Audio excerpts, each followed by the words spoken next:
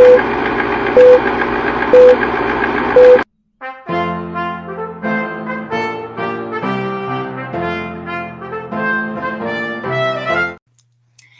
everybody, thanks for joining us for Politically Incorrect Knitters. I am Deplorable Knitter. This is the fantastic Ann Pankova.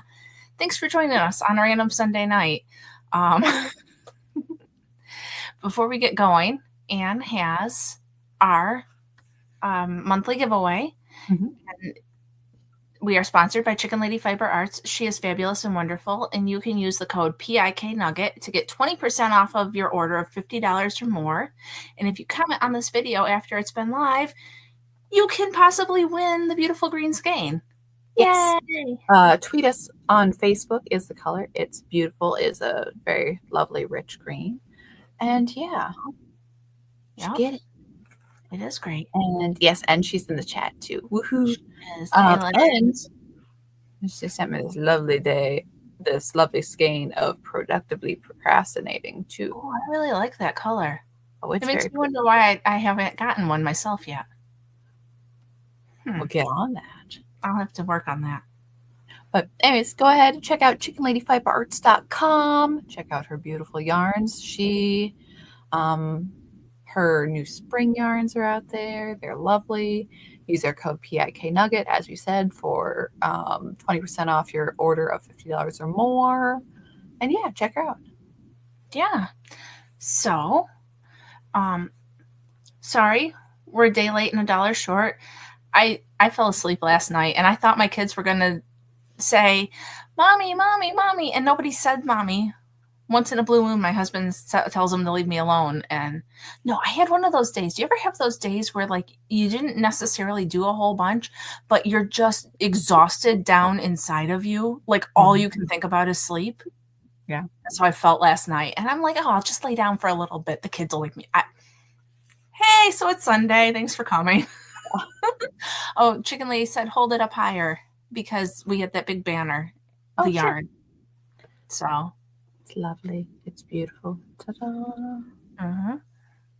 Made in the USA by Lynn in her own private sweatshop. But it's okay. It's not a sweatshop if it's you. Or your family. I don't think that counts either. You know. But yes, it's very beautiful. It's very soft. Go get your Crochet Girl said it was like your soul needs a nap. We had a day. Oh, shoot. I just dropped my brand new phone. Oh, no. It's not broken, though. We're okay. I won't do that. So, what's up with you? Well, gosh, I'm really boring because I can be like, this is the third of this square I've made, which is amazing progress on literally anything else, but you've seen these squares forever, so it's not really all that impressive. Yeah, we've seen them several times. We've seen them many, many times. So many severals. Otherwise, I did get a bag from Susan of Delightful Works that she has an Alice in Wonderland themed bag that came in the mail. It's very pretty. I think it's Rifle Paper that does this. Yes, I'm a big fan of theirs. Oh, it must be a fabric shop. Right. I'm like, what's Rifle Paper? Like, I was really going to get into that, but I'm like, okay.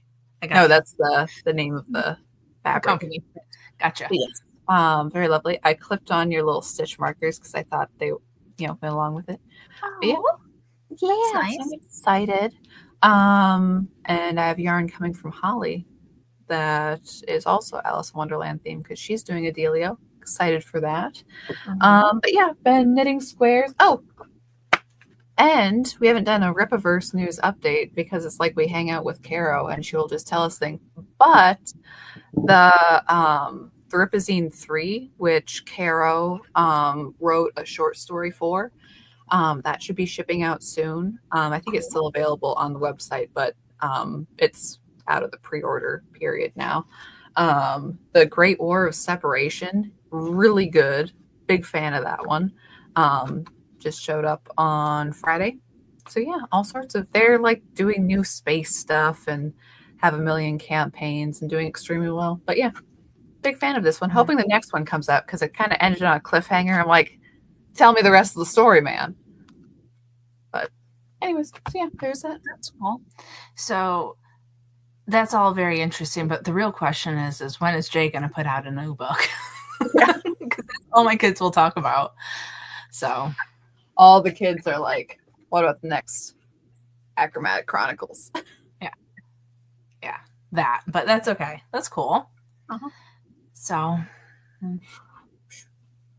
what's Anyways. that one? This one is Ghosts of the Badlands, which is illustrated by Polka Dot's husband, George. Right. But yeah, just I know we've talked about it. That's a big one. Oh, it is. It is. And the thing is here, gotta make sure there's nothing too crazy on the page. His art is incredible. And also, dare I say, carries the book. Just like it's a beautiful, beautiful cinematic experience going through reading this thing. But then there is this really kind of dreadful short story at the end that I'm just like, you could have left that one off. I wasn't a fan. But the comic book part, the ghost and the story and the desperados and the rest of it, really very cool. So some mileage may vary, but yeah, Ghost of the Badlands, like I said. And that's a big, thick book, man. Holy moly. And I have the color edition around here too, but this one was just hanging out in the background. Anyways, it's cool. It's a cool book. I just have like a lot of comic books stacked on this shelf. I got Blue. I got the last Ripazine. I should shelve these. I have to reorganize actually. Like my comic book specific shelf is already so filled up that I have to do a little sorting. Anyways, up. Oops. There. Not upside down. That's like sacrilege. There we go. So, yeah. Sorry. I was just going to say the War of Separation book is the backstory of the Rippaverse. Okay. So Rippaverse is in the slightly futuristic world. And the War of... But as you're reading the stories, you're like, why is Texas its own country? That's weird. And then, like, in Gooding, they reference different parts of America that were countries. But that America separating into different countries actually happened before the specific Texas separation. So this is kind of that story. And it's okay. It's really fascinating too. Not to just, let me just rattle here for a moment, but because, certain things geopolitically have changed in the last couple of years, that it's a slightly different mentality going in. But I think it's one that's still, it's still pretty interesting, pretty compelling because, spoilers, forgive me, Mr. July. Okay. But, I can hear my echo. But the map for United States is like most of the West is its own thing. Then we have a middle, and United States is Texas and the East Coast, and then Florida is separate. That's interesting. It's interesting, and I really like it. And it's a Chuck Dixon one, and which is great. Okay. Well, that's all very good. Yeah. Very good. Fun. There's some weird conversation going on in the chat. All I saw is glitters is the herpes of the crafting world, and I'm like, that's all I need to know. So all I was going to say is that I'm wearing my Kiss Me, I'm Deplorable shirt because I went to a St. Patty's Day party today, and so obviously I had to be in the thing. And it was at my house. It was mostly family, and I'm like, is anybody gonna give me shit if I wear this shirt? Because like I'm just not in the mood. It's still tired. I woke up tired still. So we had a St. Patty's Day thing. The kids and I made shamrock cookies. It was fun though. This year, the one that enjoys baking is old enough to do most of it with just supervision. Nice. And we were making sugar cookies, so I had to do the rolling because getting a sugar cookie to the correct thickness is not like easy. But yeah, and I Oh shit, battery's almost dead. Hold on. Nobody panic. No, but I don't want to go away because I did it to Neil that day that he saved me. All of a sudden, I just was dead. I didn't know. Okay, sorry, friends. Apologize. I didn't know. Okay. Okay, we're good. But yeah, no. So my baker kid was happy to make the stuff and do it with supervision, and I still loaded and unloaded the oven and, took care of like that stuff. But I was mostly uninvolved and I was pretty stoked about it. Like, I made the frosting, I loaded it up into like a little piping bag. We had shamrock cookies with cat faces on them and tic-tac-toe boards. And I was like, I don't care what you guys do. Super don't care. Do them. It's fine. Right. So that was fun. Nice. I love watching DK's eyes when she reads the chat, right? Her face gives away everything. Yeah, no, my face doesn't have an indoor voice. So if I think that you're ridiculous, it pretty much shows on my face, which makes life hard, actually. But okay, so there may be a pot under my bed because I have projects and nobody's going to believe that I'm making them. They're on the floor. So again, okay? So this one is knitting. Oh, geez. Everybody's going to say, what's the pattern? I don't know what the pattern is. Hi, have you met me? So this one, I'm making the meridian top. Fancy. Got some eyelets in it, and it's short sleeve, and it's just a box. It's pretty chill as far as the top goes. And I'm making it with the Revolution yarn that I got. So it's this big. Obviously, it's hard to tell because it's on the needles, but it's very, very pretty and happy. Mm-hmm. Oh, no. Shit.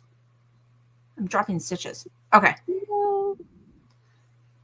I started this last week, and I was really gung-ho, and then I don't know what happened. Yeah, DK is knitting a garment. And the last time I showed this yarn off, I was like, I don't know why I'm so drawn to this color. And then I posted it on Instagram, laying on top of the flannel that I picked out for myself for Christmas. That's the same colors. And I was like, well, this makes more sense now. Yeah. Like, I didn't realize it until I was going to get dressed. I was going to put that shirt on. And I was like, wait a second. It's all the same colors because I'm not really an orange person. I don't know if you can tell. It's got orange and purple and pink, and it's got several strings hanging off of it because I'm trying to do it the proper way where it's going to be a garment, and I have 3 skeins, so I'm going to like stripe them so that they're not like, oh, what the hell happened? Why is it just all of a sudden a different color? So it's not as easy as I had hoped, but I'm working on it. It's going well so far.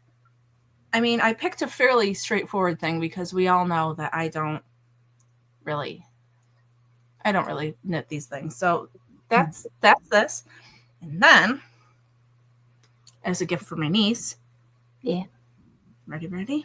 Let me make sure I have the front and the back. Okay. This is an adult sweater, but I'm making an extra small, and it's going to be like a little bathing suit cover up. It's, it's a little tanky top, and then it's got mesh sides on it too. Mm-hmm. So either, wear it with your suit and a pair of shorts or like with a little tank top under it. But I had this yarn and it was so happy. And I'm like, the hell am I going to do with this? Like, once again, what am I going to do with these colors? Oh, I can make something for a child. Perfect. Mm-hmm. So I'm knitting a garment and I'm crocheting a garment. Nice. And I don't know who the heck I am. And somebody should check for the pod. So just saying. Abnormal behavior. Oh my gosh, right? No, it has been. And then I kind of mentioned it to Anne, but I haven't been up on what's going on in the world. But I have been playing a lot of Heyday on my phone. I don't know if you guys play Heyday, but it's a farm thing and you have to make different things. And yeah, it's not anything thrilling, but it's, it's fine. And I started listening to the Rizzoli and Isles audiobooks. They're by Tess something. And so Rizzoli and Isles was a TV show, I think, on TBS, TNT, one of those stations, I don't know, a while ago. And Rizzoli's a detective and Isles is the medical examiner. And it's these really exciting stories, and, you know, bunch of drama and intrigue. And so I was listening to those in lieu of listening to politics. I think I listened to 4 of them last week. So I'm sorry, guys. Miss Emmy says she loves that show. Yeah, I never watched the show because am I there? Okay. My face froze on my screen. I didn't know. I never really watched the show. I don't think I had cable at the time, but the books are really good. They're really, really good. So, Tess Gerritsen, thank you. Yes. So, if anybody likes, I don't know, it's kind of got the Michael Connelly. If you're into like the detective books, her books are really good. I've really been enjoying them. So, hey, sorry I wasn't doing my work this week. I did listen to some Bongino. He was crying on his last show. So, Wow. Christina says it's on reruns. Yeah. I don't know. I'm seriously really liking the book. Ooh, and Cassie's on the Finch app. I don't use mine. Where were we talking about it? It must have been in a Zoom. It's a little, maybe not, but Finch is a little app that it helps you like organize your life. And it's super great if you remember to open it. What happens to me is that I have it on my phone, but I don't look at it. Mm-hmm. I don't actually open the thing. So then I don't do any of the tasks inside of it because I would have to open it to do it. It's like a really cute, it's a to-do list and, mindfulness and the rest of it. But I'm like, ooh, wow, this is data harvesting out the wahoo. But also you can have little hats for your little bird. So right. And Cassie says she's motivated to complete checklists. I am. If I had a checklist attached to my forehead and every time I went, but I probably wouldn't even look in the mirror when I went to the bathroom, and then I wouldn't know it was there. See, this is how it works for me. If I don't see it, if I don't have it right here all the time, I don't know what's happening. So, but my kids do use it, and it's good for them because we're together all the time, that it helps me with the, I'm going to start shouting because I've said that same thing 5 times now and nobody has listened to me. So if it's a task on their list, then the kids tend to do it more than if I ask them to. So that's nice. Cassie has dragon wings for her burb. Yeah. I think that mine is, I don't know. We got people at our co-op using it too. Some of the kids' friends, now they all have bird friends. I don't care. If it makes them do stuff without me having to. Anyway. So, Finch app, Brazilian Isles, and knitting garments, taking naps. I don't know. It was kind of a strange week, I guess. I don't know what happened. About halfway through, I was really over it. Like, really super over it. But that's okay. So, what else, Anne? I don't know. You have any other life stuff going on? Are things good? You say it's been unusual. No, not at all. Oh, that's good. I don't know. We got some ice and then it dusted a little bit and it practically all melted by noon. Mm-hmm. Oh, so yeah, I got something else to tell you guys. Oh yeah, we bought a new car. That was exciting. Fun. My husband and I drive an electric car, and I so badly. If anybody sees this thing about the woman shouting about how if you're a conservative who believes in drill baby drill, you can't drive an electric car, please send it to me because I want to duet it because I want to tell them that electric cars are tools just like any other tool. And if I can use it to not have to pay gas and get around, I'm going to do it. Like, you know what I mean? Mm-hmm. So, but that was exciting because our old car couldn't go as far as it used to Right. because after a while their batteries get tired of doing all the work. And so it was very exciting. Now we can go like 2.5 times as far as we used to. Yay. I think you can drive whatever car you want, right? Yeah, no, we bought it. We bought our first one 10 years ago because my husband was commuting to work and it was way cheaper than buying a gas car. And so we were like, hey, this is cool. And we like it for the summer. We like it for zipping around town and getting groceries and stuff because you can do a lot of stuff and you don't have to go to the gas station. And that's always fun. And we never pretended that we were saving the world. Like, there's still going to be strip mining for lithium, and that's like what it is. So I don't know. I still think gas is cool too. Uh-huh. So many people are trading in their Teslas because they don't want to be associated with Elon Musk. So many people are so stupid, and the freaking people burning down burning people's Teslas and like going into dealerships and burning them. Yes, it should be terrorism because that's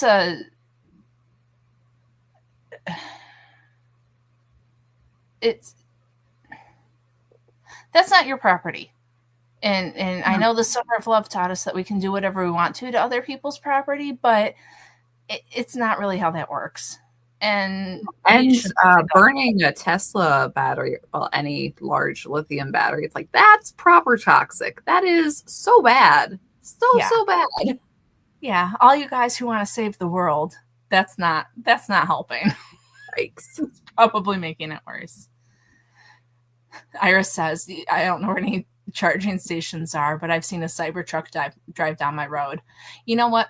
Teslas do get a lot, and people who own them tend to have a charging port at their house. They have them installed, so there's at least that probably. That's a big old if nerd. it's not terrorism, then it's at least 5 years in prison. It's got to be something. I don't know. If I went up to somebody's car and burned it, whether or not it's terrorism, I think that there would be a consequence, wouldn't there? In general, well, I live in New York, so there's not. But if I was somewhere else, it might be. It's arson and destruction of property, right? But here you can't get in trouble for shit.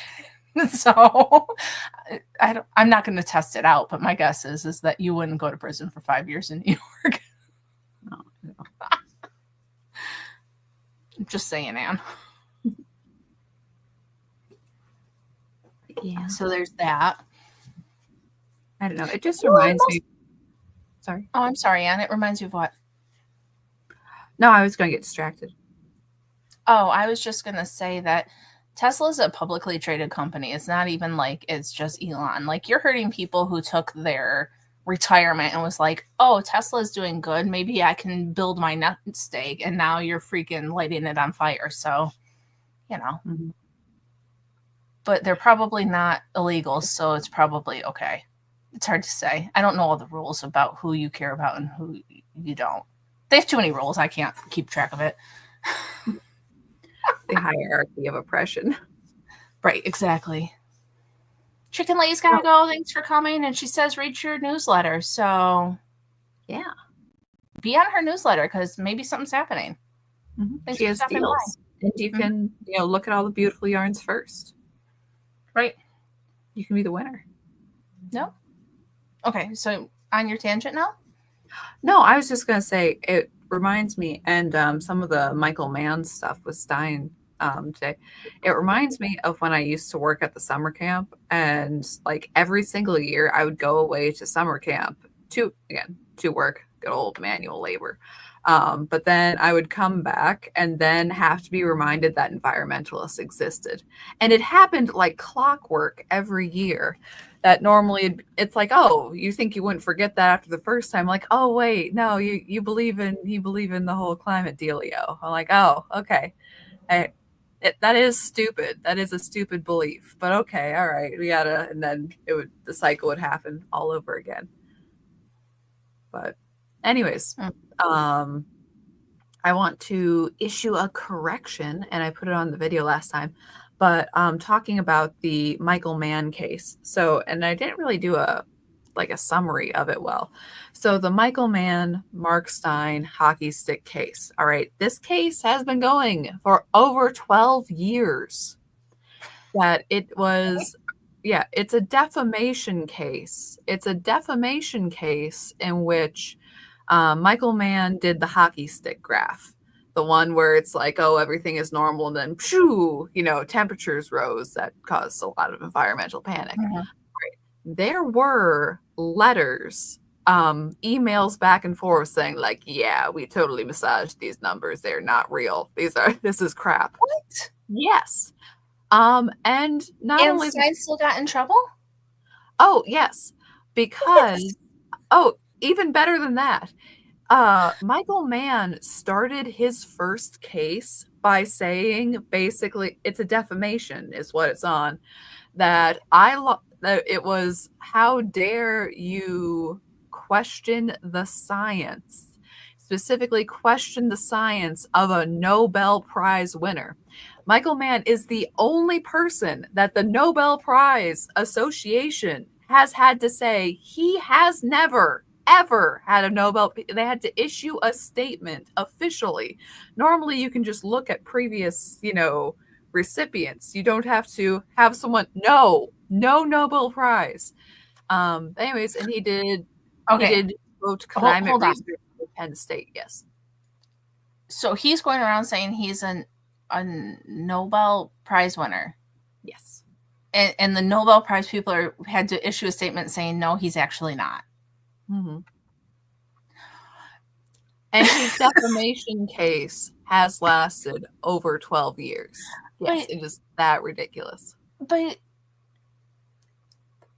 I get like lying about stuff like, yeah, honey, I filled out that paperwork, and then like going and doing it right then, and like, you know what I mean? Like I get that kind of lie where like, or published in esteemed publications, and then you're like, is it really that esteemed though?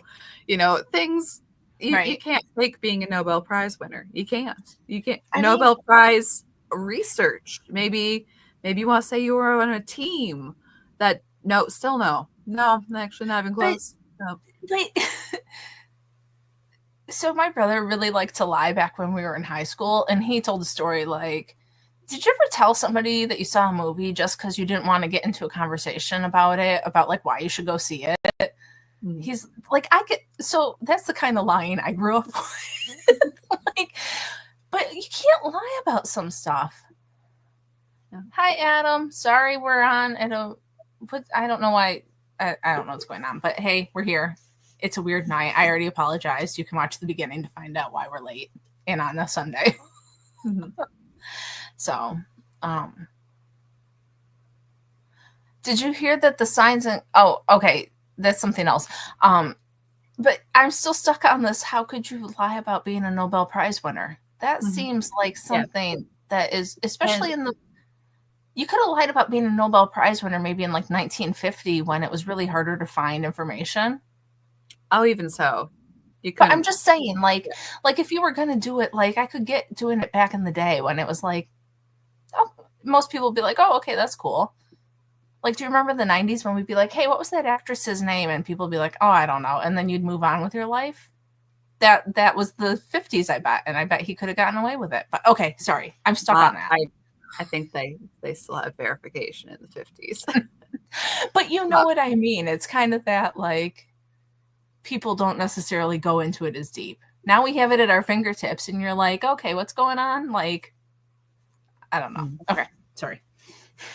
But anyway, so the Michael Mann case. So drug into court. The court finishes out. They are on their 7th judge in this case. And it was tried in Washington, D.C. when neither of the plaintiffs are from Washington, D.C. Stein's in New Hampshire and Mann is in Pennsylvania. So no, so a lot of ridiculous stuff. And also Mann bragged several times, especially near the end of the case, that he hadn't paid a dime for any of these legal fees, that he has an unnamed person bankrolling him. So, was it some big climate change buddy? Was it USAID? Unknown, allegedly. But It's hard to say. it's not Michael E. Mann. Also, so this has all turned out. So, as you mentioned previously, the jury awarded him damages that that Stein, because he wrote a blog post, again, 12 years ago now, making fun of the hockey stick and saying that it was false, which there's evidence that it's false. He and being an evil Rush Limbaugh guest host, Mm-hmm. that was enough for damages. Where it's like, when you say you have damages due to defamation, you actually have to prove that before the Mm-hmm. case proceeds. And it's like, all right, so he actually applied for fewer grants after that time, but he did receive other grants, and he could not find anyone who's like, oh yeah, you didn't get this grant because of what Stein said. There Right. no proof of that. But further, the Washington D.C. jury said, "Oh no, Stein still has to pay Mann $1 million for damages. Like, this is ridiculous." So they're appealing it, and they're like, "All right, you're right, we appealed it, and my number was wrong. I said $5,000. They're like, "All right, now Stein has to pay $5,000." But Mann's lawyers have the judge is getting them into a bit of trouble with them because of the way that things were presented in court. That he says, aside from perjury, we would at least say the lawyers um, should be hit with bad faith trial misconduct, according to other things.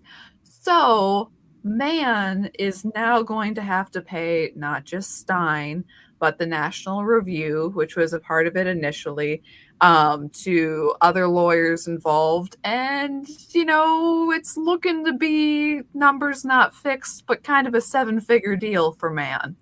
And Hmm. whether or not whoever is paying his bills is going to continue to pay his bills now that the whole thing's gone up. And all right, the hockey stick graph was big in its day. Okay. Who is looking at the hockey stick graph now? Now, I'm not in the crowd who thinks big of that. So maybe there's still some people holding on, but Yeah, I don't know. It's all very interesting, and yeah, I consulted a lawyer about a personal issue, and the guy was like, "Yeah, you don't actually really have a case because we could go and waste the court's time, but it's not going to go anywhere." And it kind of sounds like because he was being bankrolled, the same kind of thing happened. I mean, you got stuff admitting that you were wrong yeah. and that you know, I don't Well, know. The whole well, thing makes my brain hurt. yeah, and especially since the entire thing was presented of how dare you defame, not just this random bald dude, but the science itself, the science that is so settled science. You couldn't possibly say, and like, oh, and by the way, again, the graph was false. The email said the graph is false. The whole East Anglia thing. Mhm. That we know all of that, but again, it's a how dare you question us. It doesn't matter what's actually said. It is all about this, rarefied scientific process. As if Penn State University and their team is above reproach. Don't even think of questioning them. And that was the entire case. And it was very much oh, well, of course we have to punish this climate denier or whatever. Right. No, I don't know. My husband, he calls himself a scientist. He doesn't work in the sciences anymore, but that's what he's passionate about. And he said that's everybody's saying the science is settled is just the stupidest thing on earth, because as a scientist, you're always pushing to learn more and challenge yourself and challenge what you believe. And I heard this morning on the news that they just found out that Saturn has like another 128 moons or something. Like, the science is never settled. And anybody who goes around saying that is just bullshit. So thank you. Thank you for coming to my TED Talk. Because I bet you yesterday you wouldn't have been like, I bet they're going to find 128 more moons today. Nope. I bet you weren't gonna. So. Well, and happy 5-year anniversary to Slow the Spread, everyone. How'd that work out for you? Oh my God. I thought you were saying happy 5-year anniversary to me, and I was like, honey, it's not time yet. It's close, but not yet. Yeah, okay. So Eris has a good point. Science expands. Yes, you learn more. It may change what you think you believe because you learn more. Remember when we were the center of the universe? And I mean, then there's the people who still think the Earth is flat. I just thought, sorry, I'm tired, and it is going to be one of those nights. I just saw something, I don't know where it was, on Instagram maybe, that was like, you know, The Amazing Race, you know, the show The Amazing Race, they do challenges. I've never watched it, but they travel around the world and do challenges. Yeah. They were like, we should do an amazing race with the flat earthers trying to find the edge of the earth. What do you think about that? I mean, it'd be funny. Would be funny. Galileo was put under house arrest because he was a threat to Vatican City democracy. Yep. So anyway, sorry. It's my random rant about that. Oh, totally. Yeah. Anyways, so yes, there's been a lot of vindication lately. There've been, between the Stein trial and Trump in general, fantastic, and a lot of other stuff. Things are not so hot for England, unfortunately, but Europe generally is having a lot of issues. The new German prime minister, it's Friedrich Merz, and just elected, only 38% of people think he'll do okay. Mm-hmm. Not even a super okay. It's like he'll do well. Just elected. So that's awful. And he's already, he kind of, did the whole, I'll do something about immigration, kind of, really, not really. And before he was even like properly sworn in, he's like, I'm not going to do that. Mm-hmm. So he just lied to get people to vote for him, and then. Well, he lied, but it was an obvious lie. When your entire party, it was basically a Rhino party platform of those people are so awful that vote for us and nothing will change. We will keep the status quo and we will deal with all of the Greens and the Libs and the rest of them. We'll party with them, but not with you guys. And that's happening in a lot of different places in Europe. And then we're having, England's got its own kettle of fish. But the Romanian elections where they just arrested the guy, I guess you would say more right-leaning candidate, that the European Union just flat rejected him and said he was extreme and this and that, and various different protests. And Romania, a lot of the more modern Romanian infrastructure, like their larger roads and things, are bought and paid for the EU, from the EU, and which it sounds like a trite little phrase, I understand, but it's like, well, what the EU pays for, it buys. You can't throw around that much money in a country and not expect to get some back for it. Mm-hmm. And now they're interfering in elections and this and that, and how could we have seen this coming? So, right. Anyways. You talking percentages reminded me of something I heard today. Totally new topic.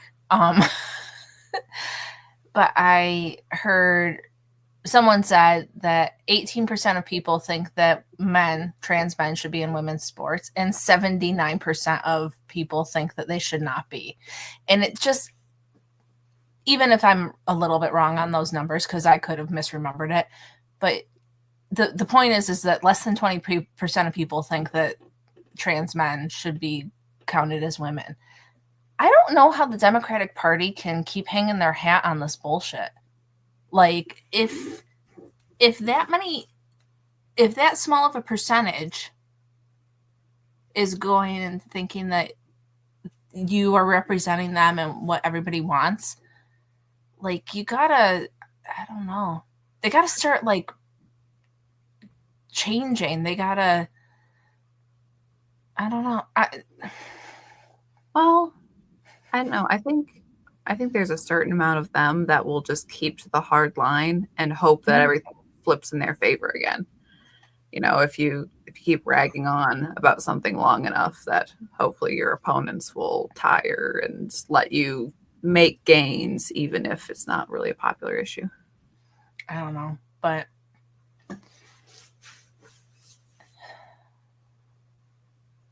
sorry.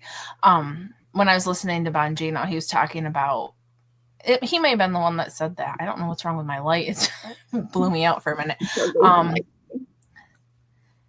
But because he was talking about why they're so mad that Trump won the popular vote, because they've had it for so long, and it just kind of goes along with those kinds of things where, like, now it's starting to show that they're not the majority, that people aren't agreeing with all their things. And I think that that's, everyone gets to their wills. Yeah, and it was definitely a case, I think, of the too big to rig. It's like there's still fishy stuff going on in California and Arizona and other places. Yeah, the whole thing about Carrie Lake not getting in Arizona on most ballots who only voted for her race and not the Trump race. Yeah. Some weird It's so weird. Adam, he's making some fabulous jokes in the comments if you'd like to go see them. No, there's still a lot of stuff going on with the races, but I mean, it did bother me that they had like poll watchers in Arizona and they still weren't like challenging that it took them like 4 weeks to figure out what was going on and stuff. Bernie's now trying to rally the base. Yeah. I'm sorry, but if Bernie is the best thing you got, he's always been out there. Like, come on. And yeah, Mr. Honeymooned in the Soviet Union. Yeah. No. I don't know. And Tim Walz, too, is all like, woohoo, guys, we really gotta. I saw him in an interview, I don't know, a week or two ago, and they were trying to get him to, like, say, who do you think the leader of the Democratic Party is right now? And he's like, oh, I don't know, we'll have to see. And they were like, so you don't think it could be Kamala? And he just sat there with his Elmer Fudd-looking face on. It's like, I smell fear. Yeah. Sorry, this isn't quite coherent tonight, but it's all very interesting. Yeah. Oh, I wanted to do, and speaking of the England update, I wanted to do, because somebody mentioned that Farage had said something about J.D. Vance and that whole Rupert Lowe situation, too. So Rupert Lowe made the mistake of questioning the leadership and be like, hey, I think it would be more effective if it wasn't just a Nigel Farage show. So, and I hadn't heard this before, that Richard Tice's girlfriend. Yes. Do I know who Rupert Lowe is? Did he take over the party? Is he that guy or is he someone else? No, he's an MP for the Reform Party. Okay, thank you. Right. Sorry, I'm not as up on the people as you are. Yeah. Well, there was a couple different things that Richard Tice. Okay, so when the Brexit Party, woohoo, Brexit is passed, it the run by Nigel Farage. It was passed over to Richard Tice. Right. Richard Tice is big and smiley and doesn't really do that much, and he voted for the assisted suicide bill. So, woohoo. Not so much. Rupert Lowe voted against that, for the record. But so Nigel came back when the Reform Party seemed to be the only game in town. But Rupert Lowe was like, hey, man, I don't think we're very efficient in this. I think we should do some different leadership things. So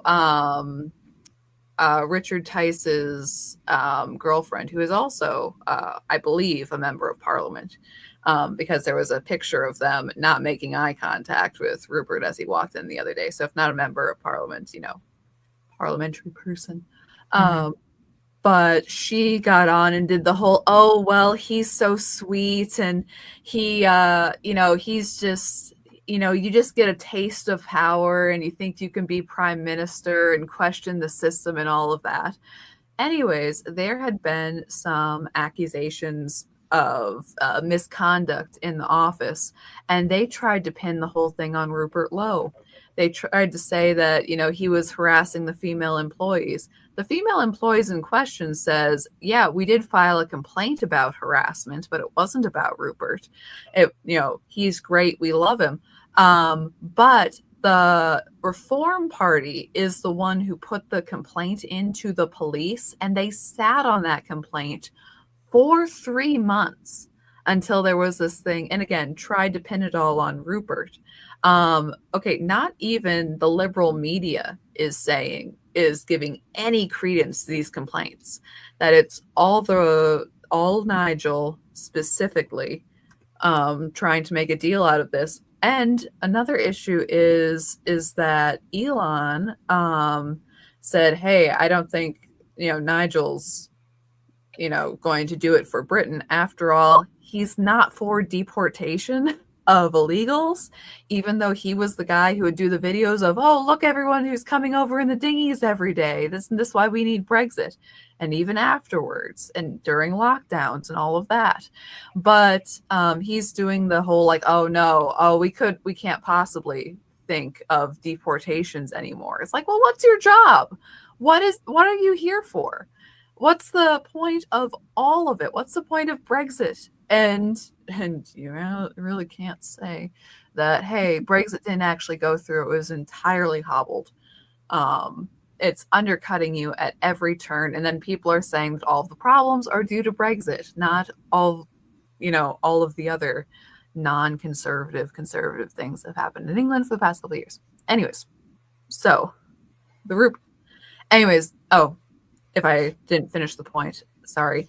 But Elon Musk said Nigel isn't really doing it for the party. So he pointed to Rupert Lowe's tweets and said, hey, this is the leadership, which is another thing that ticked Nigel off, because Nigel has to be the only game in town. So. Interesting.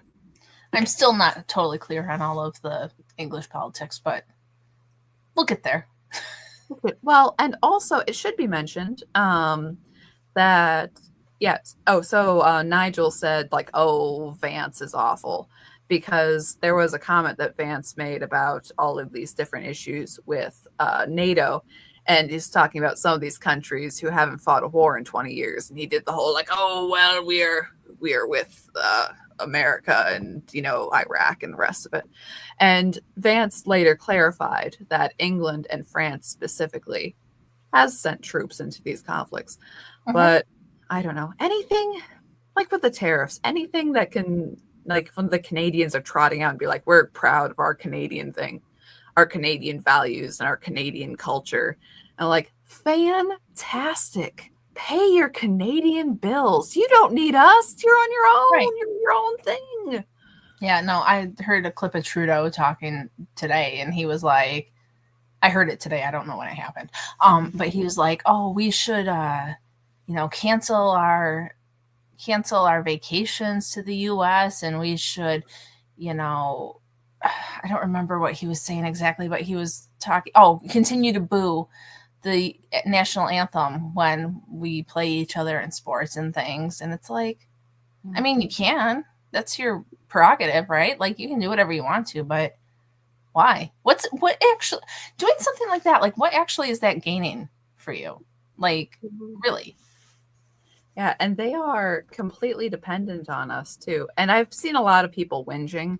A lot of people like, oh, America can't stand alone, and oh, these tariffs, hurt you more than no, actually, these a no, it doesn't hurt America more than it hurts Canada. Um, they are entirely dependent on us. They tariff between their own provinces also, and these are reciprocal tariffs. We have told you that we will tariff you exactly the same amount that you tariff us. So if this is such an issue, drop your own tariffs. Dude, their tariff on milk is like 250% or more. Mhm. So like why are you mad at a little 25%? Like really?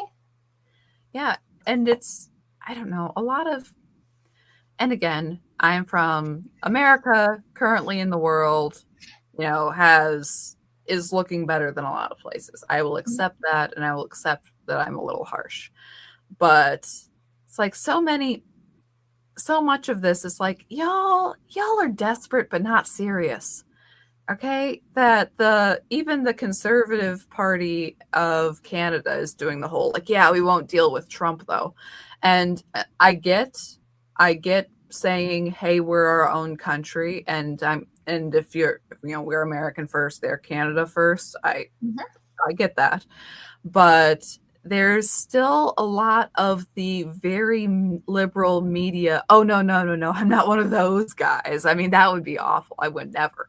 Yeah. And you're shooting yourself in the foot every single time. And every single time you're saying that the actual principle of the thing, actually doing what is best for your country, is not that important. You just want to look like the guy.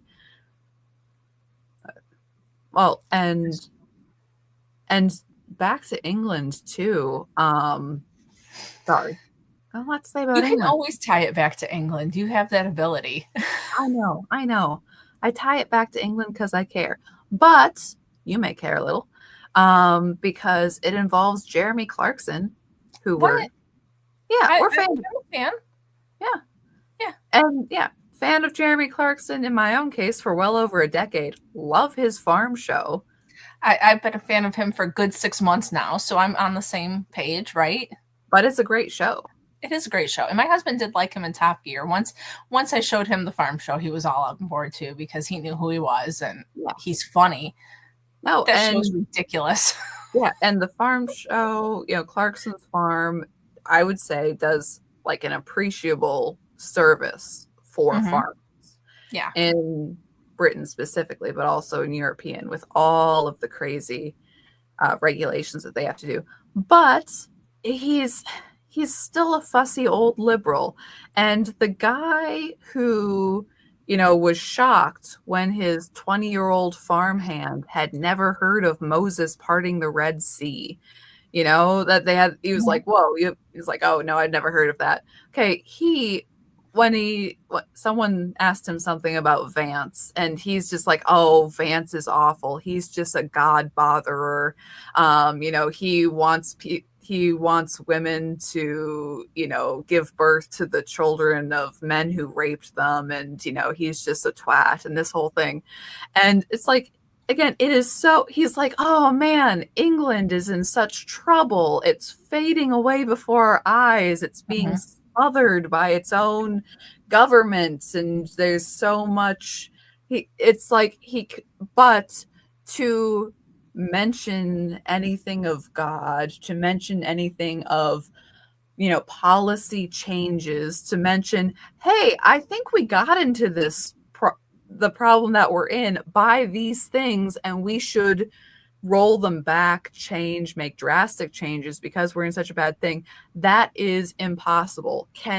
Will not move between his ears.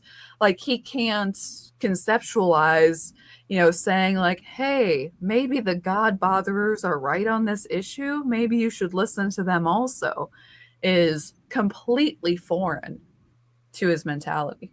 Mhm.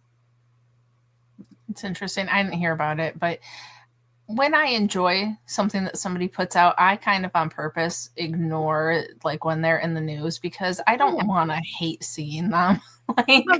No, that's totally fair. And like I said, love his show. yeah. But I also think that old liberals who don't really know what's going on aren't necessary. I mean, they keep the things going. Mm-hmm. They keep the institutions and whatnot going in perhaps not a great way, but I don't necessarily think that they're the issue. Do you know what I mean? Does that make any Yeah. sense a little bit? They're kind of stuck in their track. Whatever they did before, they're going to kind of do. I mean, Mhm. Clarkson, has changed a little bit on the farming thing. And he's mentioned before that he's like, hey, when I was in the city, we all voted to remain. We voted against Brexit and thought people who voted for Brexit are crazy. And then he worked his farm in the country. And then, he talked to people in the country and kind of got more of a sense of their ideas of things. Mhm. Yep. Yep. But But I don't know. That thought wasn't quite completely formed, but I think you got where I was going, so it's okay. um, there's something else I was thinking of while you were talking. Don't remember what it was, so that's okay. No. So, what do you think? Is there other things that we need to? I mean, there's a lot of stuff that's been. Oh, I remembered one thing I wanted to talk about. sure. So I don't like participate in Facebook much, but I'm on it and I scroll through it once every few days. And I'm friends with this woman who used to be one of my mom's really good friends. And she has just been losing her freaking mind about Trump, right? Like Right. just out of control. And did you hear about the pink triangle? That he posted a tweet with the pink triangle on it, like the Nazis used to use. And no. No, but I So have seen people try to relate random triangles to something like no. So, so the Washington Post, I think, put out an article about him and his ads for the military and his, how it went from being like this relatable, like quirky girl to now it's like be the best you can be again kind of thing, and how him and Pete Hegseth are saying that they're not gonna like allow the trans people in the military, or that they'll take care of the ones that have been in there. I don't know what their plan is with those people who are currently in, but they and I think the Washington Post article used this image. It was like an old school TV, and then it was like a circle, and then the pink triangle with like a line through it, the circle with the line through it with the pink triangle. And they were talking about how Trump's policies are so bad for transgenders and this and that, and how it feels like he's doing the same thing that Hitler did by putting the pink triangles on people, because Hitler did that in the camps, that if they were gay they got a pink triangle. And I was trying to find all of this because I guess he retweeted it on his he put it up on his Truth Social and his Facebook, but by the time I caught wind of it, it wasn't on either of those. So perhaps he shared the article not realizing the image that went with it or whatever. But these people are fucking losing their minds because that image was up. And it's like, okay, so the imagery is not great, right?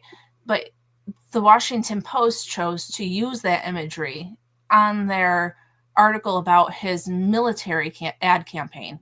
So how is Trump doing this? I don't understand. Like, and it's one of those things where if I could have a conversation with this person, I would go and ask her, like, so the Washington Post put this photo in, and then Trump tweeted it, and the photo came. So how does that make him a Nazi? Explain it to me like I'm 5. Yeah, there's far more Nazi imagery from people who put Nazi flags on protest signs to protest Trump being a Nazi. Right. It's like, I'm sorry, there's no It's like, it's such astroturf. It's Mm-hmm. terrible. And Trump is this, and Trump is that, and Trump is so evil. And it's like, Trump is out there, stopping wars and trying to get peace between Israel and his neighbors. But sure, Mm-hmm.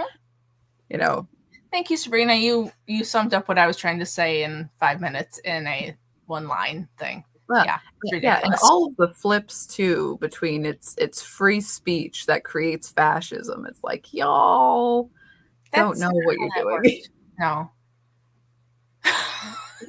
Adam.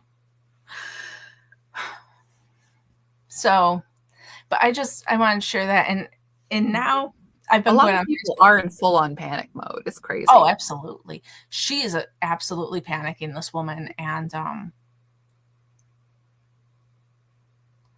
okay, I got distracted by the comments again. I'm sorry.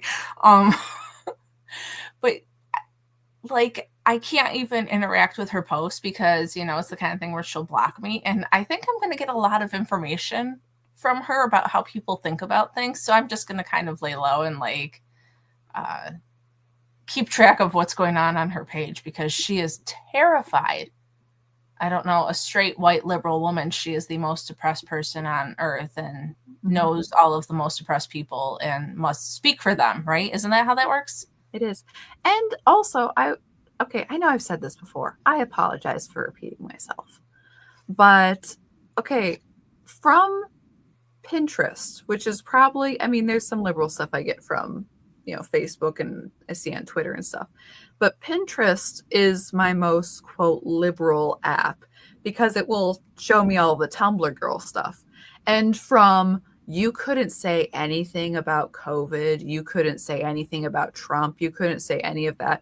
It's like, oh, this the mentality is clearly trying to panic me into some sort of violent action. And I'm like, holy crap. And this is what the algorithm is feeding to me. This is you should be upset about this, and you should be fearing for your life, and you should be saying this cute little quote about how you're in panic mode, but you're strong and fighting this. And I'm just like, what the hell?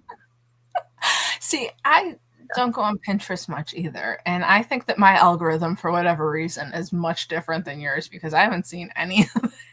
No, I get a lot of it. I Um, literally just look at knitting patterns, though. So that could also be why. Well, mine are interspersed with tweed suit coats and pictures of Daredevil. So,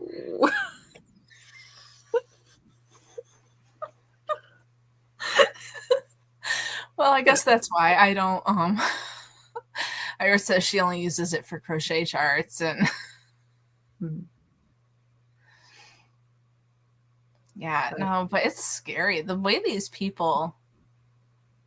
Adam, I don't even know what's happening anymore. So, but they get themselves so worked up, and if they put like I don't know a third of that energy, an ounce of that energy, whatever, into like actually like reading the article that was attached to the picture, then maybe they would be like, "Oh, hey, okay, I see what's happening here." Like it's I don't know. it doesn't I make mean, sense. we said it all through the past 4 years, but it's very much a parallel world mentality, and theirs does rely on panic, even with Biden in charge, even with everything else. That if you're not upset, you're, not playing the game right. Some people need this in a weird sense. It's killing Yeah, them, but they think they need it. yeah. We have Jesus and they have only politics. I mean, I know that not every conservative is a Christian, but I do think that we do have a certain set of moral standards that they are lacking, and that's part of what causes their panic and their upset and their and I could be wrong, but I mean we've talked about it with Neil because he said, oh well, I never really grew up in the church or anything, but then as we talked to him more he was like, oh yeah, well my dad was a police officer and my and it turned into a even though I wasn't raised in a church, I was raised with high moral standards, which is part of why I think of things the way I do. You know what I mean? Yeah, So, and having if your politics and your moral standards are one, like you're in trouble. Mhm. And even, if I think being the contrarian that I am, it's like, oh yeah, you support political candidates. It's like, yeah, and I can list 5 things I don't like. There's a lot of things I do like also, Mhm. but depending on the person, it's like but there's such a rigidity in you have to agree with everything a person says all the time. Mhm. And I know that's not always true for all people on the left. That I mean, I'm certain that a lot of them had issues with Kamala Harris and Tim Walz, but it is your morality. If the state is your religion, then it is definitely all consuming when things are going poorly. Then you're Mhm. losing all of it. It's Mhm. Well, in when you right, when you fill your life up with politics and abortion and Trump is Hitler, you, there's not a lot of joy in that stuff. Like, we have our politics and we're very strong on them, but we also, part of the reason that we're doing this so late tonight is because Anne spends Sundays with her family, I spend Sundays with my family, and so it's, this is super important to us, and we're really into politics and we're really into it, but also, you know we have other things that fill us up, and I think that there's a lack of that. Like, I'm super into politics, but I ran into those books this week, and I couldn't possibly care less about the politics right now, because I'm like, I want to know who the killer is and why they're killing this person. Like, I gotta know. You know what I mean? I don't know. It's hard. whereas I am like, ooh, some good political history to my hobbies. Please tell me more. Yes. Yes. I mean, but if all you, I don't know. And I know a lot of people say that they don't watch a lot of politics, and that's part of why they watch us, because they are busy doing things in their life, and that makes me happy. Although Anne and I are always right on the details, so take it as a big picture show. We're just Yeah. trying to give you an overview, because I could be wrong on some of this stuff. Like, please, actually do research, guys. But We appreciate hopefully you. our conversation gives you a jumping off point if you're interested in learning more. Right? That's what I hope. But I don't know. I don't know. There's so many things. I have another tangent I could go off on, but we've been going for quite some time. So maybe I'll save it for Tuesday. Oh, maybe Amy's coming, because I'll talk to her about it too. Mhm.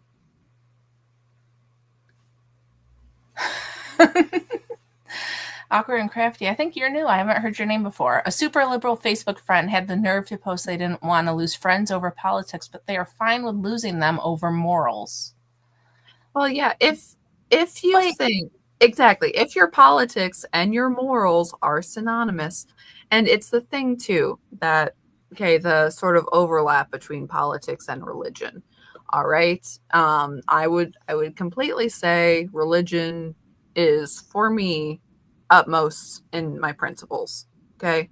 Some people not so much. That's their own everybody has their own deal. But it's politics and religion are separated out in a sense that it's like, okay, I'm certainly disagree with a lot of people theologically who I agree with their political takes.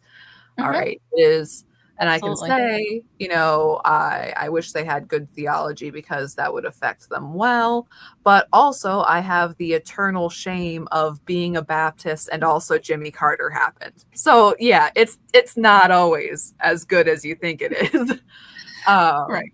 But we that we have these different layering of principles, but there is the like BLM, like it's the, well, of course I believe that Black Lives Matter, so I must do this thing, and everybody believes this, and it's the moral assumption that whatever your view is the baseline for everybody, and everybody there's there's no reasonable or good-natured way that people can disagree with you, that they might want a different policy. It's the my policy is morally right and everybody who disagrees is morally wrong. Now you can make arguments for different. I mean, not all policy decisions are equal. There are some policy decisions that you could apply that to, but it is a blanket statement with the left, like the DEI things. Mm-hmm. The you must hate, every it's the you must hate diversity. You must hate, people of a different ethnicity or sexuality or all of this because you hate DEI. You want to get rid of this. It's that thing. There is no good-natured disagreement. Even the articles that came out after Trump won, there was a couple of them that I thought made really good points.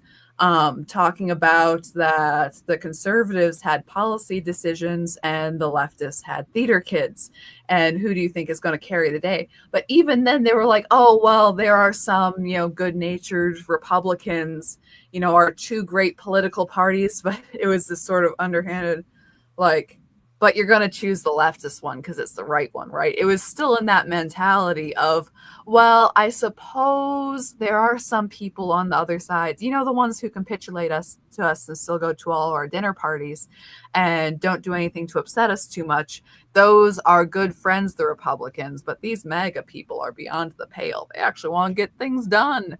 Who's heard of that? Right. It's that whole framework of the world of everybody good agrees with me and everybody evil is other. Anyways, That's a sorry. lot of what it is. Yeah, but I mean, they other people so that they feel better about themselves. Mhm. I don't know.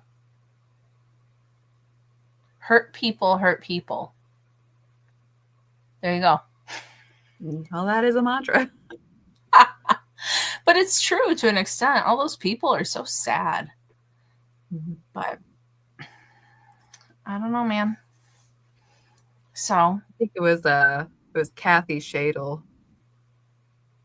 I think this is the phrase she used. I can't remember if it's a different one.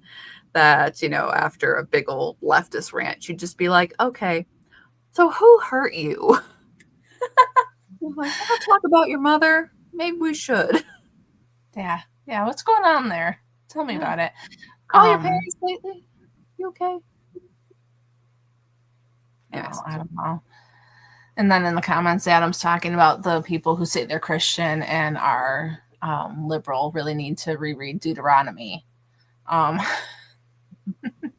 it's, yeah, I don't know. There's so much twisting, and I don't know how you could be like a Christian and then be like, oh yeah, but you could probably kill your baby because it doesn't say in the Bible that God knit you together in your mother's womb and he knew who you were before you were born. But that's probably fine, right? I don't know. Yeah. It's strange to me. I don't know. But anywho, I think that we're about at the end. So we have Chicken Lady Fiber Arts Yarn. You can use the code PIK Nugget to get 20% off of your order of $50 or more. And you can comment on this video once it's all done, either on YouTube or Rumble, to be entered to win. Tweet us on Facebook because, I mean, it is St. Patty's Day. Kiss me, I'm deplorable, right? Tweet us on Facebook. It's all good. It is Irish Heritage Month. Mm-hmm. As per Trump. Very exciting for the harps. Mm-hmm.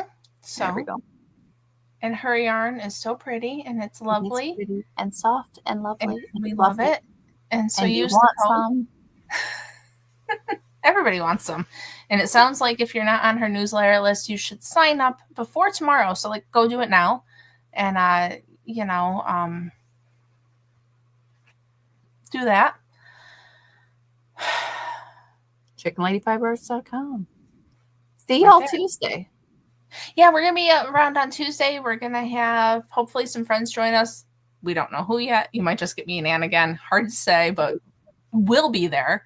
I won't sleep through it, I promise. And, thanks for joining us, and we will see you guys soon. See you then. All right. Bye, everybody. Bye.